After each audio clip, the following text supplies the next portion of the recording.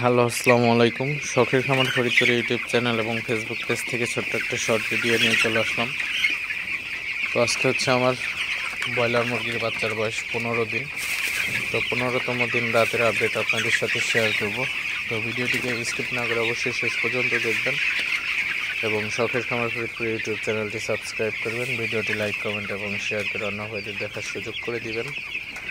তো ভিডিওটি শুরু করা যাক। তো আপনারা দেখতে পাচ্ছেন আমার ব্রয়লার মুরগির বাচ্চাগুলো মাশাআল্লাহ খুবই ভালো আছে। তো আজকে বয়স 15 দিন। তো 15 দিন হিসাবে ওজনটাও মোটামুটি ঠিকঠাক আছে। তো আজকে হচ্ছে ব্রয়লার বাচ্চার একদম অবস্থা খারাপ হয়ে গেছিলো, প্রচুর গরম ছিল। তো গরমের মধ্যে ব্রয়লার বাচ্চাগুলোকে বেশি বেশি তাড়াইতে হবে এবং ফ্রেশ পানি দেওয়ার চেষ্টা করতে হবে। তো এই গরমের মধ্যে আপনারা অবশ্যই ব্রয়লার মুরগিকে ঠান্ডা পানি দেওয়ার চেষ্টা করবেন। ঠান্ডা পানি বলতে মোটর থেকে ওঠা যে পানিটা, ওই পানিটা দেওয়ার চেষ্টা করবেন। ফ্রেশ পানি এবং কন্টেনার পরিষ্কার করে দিতে হবে। তো সর্বোপরি আলহামদুলিল্লাহ আমার ব্রয়লার মুরগিগুলো খুবই ভালো আছে, সুস্থ আছে।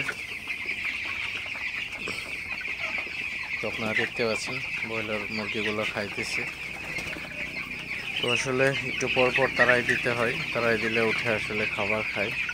তো আর গরমের মধ্যে যত তাড়াবেন মুরগিগুলো তত সুস্থ থাকবে, ভালো থাকবে এবং খাবারটাও কিন্তু ভালো খাবে।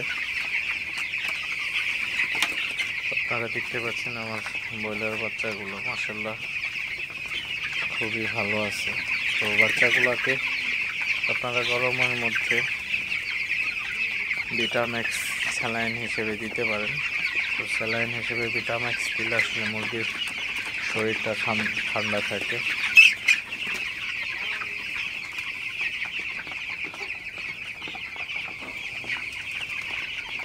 আপনারা দেখতে পাচ্ছেন আমার মুরগিগুলো যতটুকু স্পেসে ছাড়ছে সেই স্পেসের ফুল ভিউ।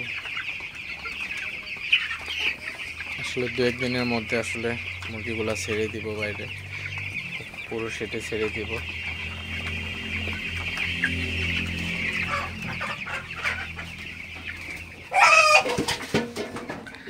তো যাই হোক, ভিডিওটি আর বেশি বড় করবো না। সবাই ভালো থাকবেন, সুস্থ থাকবেন। শখের খামার ফরিদপুর ইউটিউব চ্যানেলটি অবশ্যই সাবস্ক্রাইব করবেন। ভিডিওটি লাইক, কমেন্ট এবং শেয়ার করে অন্য ভাইদের দেখার সুযোগ করে দিবেন। তো দেখা হবে অন্য কোনো নতুন ভিডিওতে। আসসালামু আলাইকুম।